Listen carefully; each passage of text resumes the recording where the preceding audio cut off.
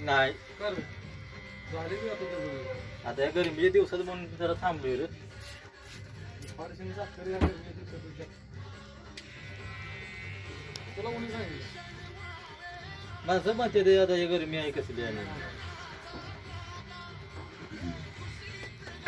तुला तर काय जमविणार आहे दुर्लक्ष आहे रे मला काय त्यातलं काय काय माझं राहिलेलं पण कळलं आणि काय नाही. तरी पण